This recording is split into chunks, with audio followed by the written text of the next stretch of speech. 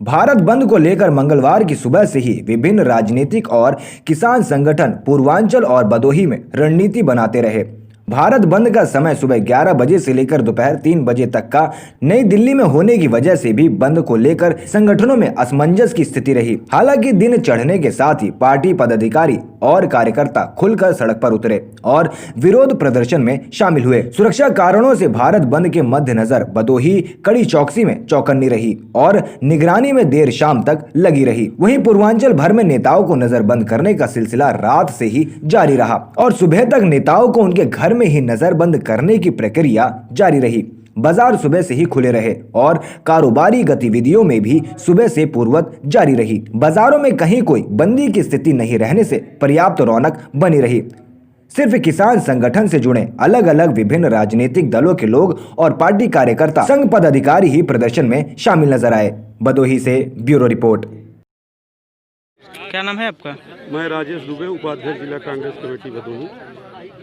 देखिए, हम आज जो है उत्तर प्रदेश कांग्रेस कमेटी के निर्देशन में और अपने राष्ट्रीय अध्यक्ष आदरणीय श्री राहुल गांधी जी, आदरणीय श्रीमती प्रियंका गांधी जी के आह्वान पर किसान संगठनों द्वारा आयोजित भारत बंद के समर्थन में कांग्रेस जन यहाँ शांतिपूर्ण तरीके से अपना प्रदर्शन कर रहे थे। लेकिन हमारे प्रदर्शन को और किसानों की मांग को बलात् दबाने के उद्देश्य से योगी सरकार ने पुलिस के बल पर हम लोगों को यहाँ निरुद्ध करके रोक लिया है और पकड़ करके यहाँ बंद किया है पुलिस लाइन में। हमारे साथ आप देख रहे हैं तमाम सैकड़ों कांग्रेस के नेता और कार्यकर्तागण यहाँ पर हैं। हमारी केवल दो टूक मांग है। एक कि ये जो तीनों काले कानून हैं, अडानी अंबानी कानून, इसे भारत सरकार वापस ले, और दूसरा न्यूनतम समर्थन मूल्य को वैधानिक दर्जा दिया जाए।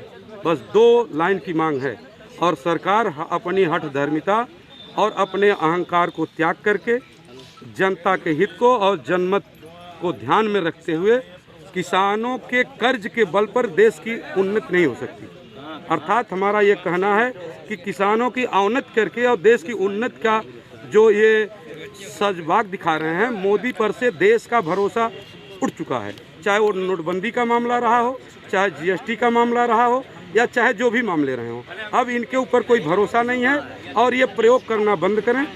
अब किसान इनको बर्दाश्त करने को देश की जनता तैयार नहीं है। उनको तानाशाही रवैया अपनाते हुए कार्यक्रम को असफल करने की नीयत से, लेकिन ये कुत्सित प्रयास मात्र था। आपने देखा कि हमारा प्रदर्शन भी सफल रहा और इन्होंने गिरफ्तार किया, फिर भी हमारा प्रदर्शन ज्ञानपुर नगर के दक्षिणी बॉर्डर से शुरू हुआ और शीतलपाल के मूर्ति तक, जो इस जनपद के महान स्वतंत्रता सेनानी शीतलपाल की मूर्ति तक हम लोगों ने बहादुरी के साथ हमारे कांग्रेस के नेतागण अपना प्रदर्शन करते हुए आए। वहाँ से हम लोगों को पकड़ा गया। तो हमारे इस कार्यक्रम को जो हमने किसानों के हित में चलाया, किसानों के समर्थन में कांग्रेस पार्टी चलाई, उसको ये रोकने के उद्देश्य से उनको सुबह से ही गिरफ्तार किया गया है उनके घर पर। फिर से कहना चाहते हैं कि योगी मोदी की सरकार अपनी हठधर्मिता को त्यागे, अहंकार से उभरने का प्रयास करें और जो अन्नदाता इस देश का, धरती का किसान भगवान है, अन्नदाता किसान,